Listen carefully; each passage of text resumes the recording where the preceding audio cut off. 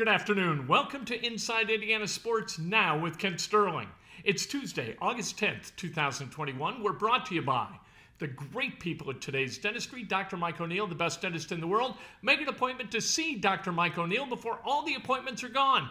317-849-2933 is the number. Punch subscribe, hit like, ring the bell. Let's go. Let's talk about sports. The Colts back to work today after about a day and a half off. And what did we see? Jacob Eason and Sam Ehlinger splitting first-team reps. What did I tell you? What have I told you for the past 2 weeks? This was an open quarterback competition because Sam Ehlinger is decisive and Jacob Eason sits in the pocket and does this. Hey, who am I going to throw the ball to? And in the meantime, defensive ends are running past him at the point when they would hit him if they were allowed to hit a quarterback. You would have had sack after sack after sack. Ellinger, boop, boop, boop, boop, boop. Eason, great arm. Laser rocket arm.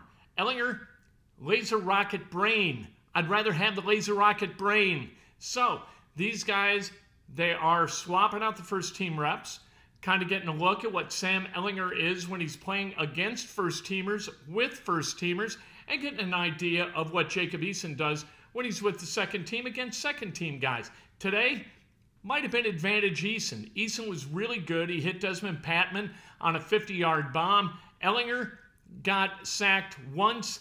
He was 5 of 10, according to George Bremer's Twitter feed. And then George Bremer does a great job keeping those stats. Jacob Eason, 9 of 10. I don't know what those stats mean, right? Because different guys do different things. So I don't know whether it's an apples-to-apples comparative. And I've never said that it is, whether it favored Ellinger or Eason. And I have no dog in this hunt. I'm just telling you, when you're at camp and you're watching these two guys compete, you see a guy who processes information very, very quickly and a guy who processes information very, very slowly. I'll take the quick brain and the average arm over the slow brain and the laser rocket arm. And I'll do it every time. So Eason and Ellinger. Eason evidently is going to start the preseason opener at Lucas Oil Stadium this Sunday afternoon, 1 o'clock. Should be a lot of fun to watch. How they match up Thursday and Friday also against the Carolina Panthers before they finally play at Lucas Oil Stadium. It should be fascinating, and hopefully all of this talk about Eason versus Ellinger is for naught and is a waste of time, and the argument becomes moot because Carson Wentz is able to play in that opener. It takes about 2 weeks to figure out what's going to happen with these guys, and they are not quite to 2 weeks since their surgery, and so we'll see whether Carson Wentz, we'll see soon, whether he projects to be the opening day quarterback, starting quarterback, or whether he's not. We'll see the same thing with Quentin Nelson. My money is that Nelson gets back more quickly than Wentz does, but we'll see. Might be Wentz. You need Carson Wentz for the balance of the season in order to be competitive. Whether you've got Eason or Ellinger, you're likely not to compete for a playoff spot. With Wentz, you got a shot. If it's Wentz of 2017, 18, or 19, Wentz of 20, we don't want to see that guy in Indianapolis. Darius Leonard was back at practice today, right after he signed the extension, right? I don't blame him. If that talk about his ankle was just nonsense to give him some cover as he sits while the extension was being negotiated, good on him. This was $52 million guaranteed. You were not going to put that at risk by coming out and playing the first week of camp and practicing the first week of camp and going hard at it, and all of a sudden you tear an ACL or you pop an Achilles tendon and that $52 million goes poof. You're not doing that. You wouldn't do it. We shouldn't expect Darius Leonard to do it. He was smart to do it the way he did it. And if the Colts were complicit with this story about the ankle procedure and him sitting until he was cleared or whatever, you know what? I got no problem with that either. That's fine. It would have been stupid. It would have been heresy for Darius Leonard to get on a football field before the ink was dry on that extension. $52 million is a lot of money for Darius Leonard and his family. He's going to be able to take care of his family in both directions generationally for the rest of their lives. That is a wonderful thing. Good for Darius Leonard making the prudent decision, and now we can get out and play, right? And not worry about it, and maybe play this Sunday and get a full preseason in. This is 4th year. He knows what he's doing. He's been an All-Pro 2 of the 3 years that he's played. He's going to be ready on September 12th, and he's going to be full go, and that's going to be a wonderful thing. Now, was it smart for the Colts to invest that kind of jack in a guy who is sort of a chase linebacker? I don't know. You know what? But Darius Leonard's a terrific guy. And if you're going to pay guys, pay terrific guys. And Darius Leonard's one of those. Braden Smith, he's in a boot. He was held out of practice today. So that's 4 of the 5 starting offensive linemen who are on the shelf. Ryan Kelly's got that hyperextended elbow, the aforementioned Quentin Nelson. He's got that bone in his foot that was removed surgically, and hopefully he's back 5 to 12 weeks, was what we were told. You got a lot of guys on the shelf. You've got Eric Fisher, who we haven't seen yet really do anything in camp because he tore his Achilles in the AFC Championship game when he was playing for the Kansas City Chiefs. So you got 4 of the 5 down. Thank God for Mark Lewinsky, right? Hopefully by the opener, you've got all of these guys back. Ryan Kelly, I don't think there's any question he's going to be back. Frank Reich said that the Braden Smith boot thing, it was technically a day off for him, but he was in a boot, so we get worried about that because foot injuries are everywhere, right? So, good news, though. Kylan Granson back at practice today. That's wonderful. Bad news, Julian Blackmon and DeForest Buckner still out. They say precautionary with DeForest Buckner. You can't take seriously, and I don't think it's necessary for us to take seriously what Frank Reich says or that Frank Reich should necessarily tell us the truth about injuries. I'm okay with it. I'm okay with some obfuscation.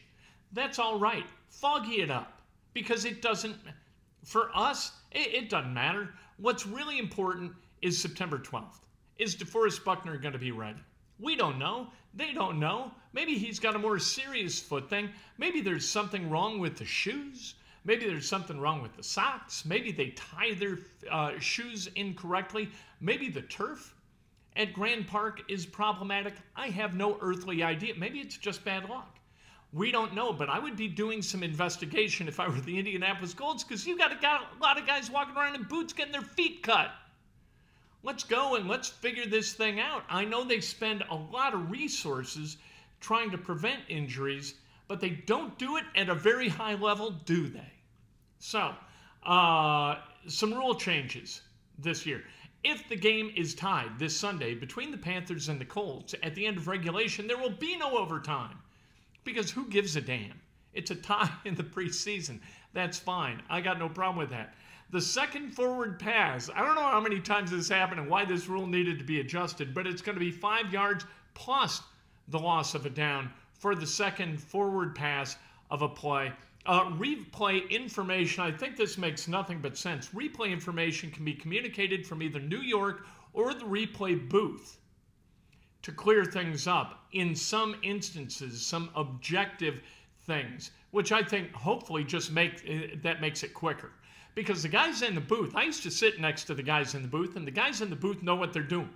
And so the guys in the booth, they're looking at the replay forever before the referee goes into that little booth.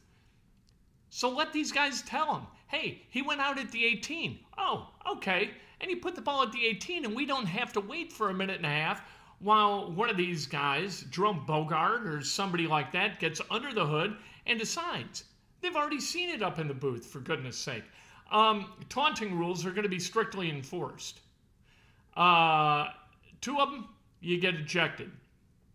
There are going to be fines and suspensions available for the league to administer as well for taunting. And one of the replays that they used to show us what taunting is was Paris Campbell last year kind of muscling up like this to a guy and sort of walking into him. That was 15 against the Colts. You can't do that stuff, and you shouldn't do it anyway. Think about what's next. Always, the penalty for taunting is really a lack of focus on what is going on right here, right now, and what's coming up. You're thinking about what's been, you're taunting a guy, and as a result, you lose your focus.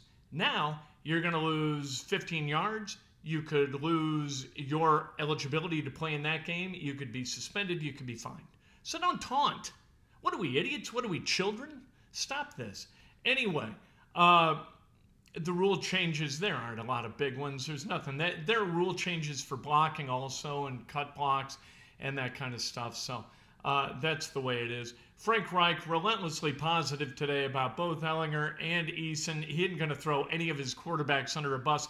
Could you, I know we crave honesty, but could you imagine a head coach being so myopic and so silly, so obtuse, that he would throw one of his quarterbacks under the bus? Oh, yeah, Sam Ehlinger's playing his ass off, and this Eason guy, wow, jeez, I'm still waiting for him to go through his last set of progressions. You're never going to get that out of Frank Reich, and you shouldn't. We don't need that out of Frank Reich. The quarterbacks don't need that out of Frank Reich. Frank Reich is not a mouthpiece for the team. What Frank Reich is the football coach who is employed to win games. So let's let Frank Reich get to that instead of worrying about what he's saying to the media and being held accountable to it by the media or by fans who want to hear the real stuff. You're never going to hear the real stuff from these guys. I think the closest we get is with Chris Ballard. Sometimes he tells us the truth in a way that might not do him a lot of good, might be to his disadvantage. But he tells us the truth anyway, and I appreciate that in Chris Ballard. I think Chris Ballard's done a good job, and I like the team, and I hope that these guys figure out a way to gel together and compel wins in the regular season at a level that puts this team into the playoffs and gives them a chance to go to the Super Bowl, because I think they're a quarterback away. And I think that the quarterback situation caused by Andrew Luck and his reluctance to play after suffering a series of injuries, some football-related, some not, and his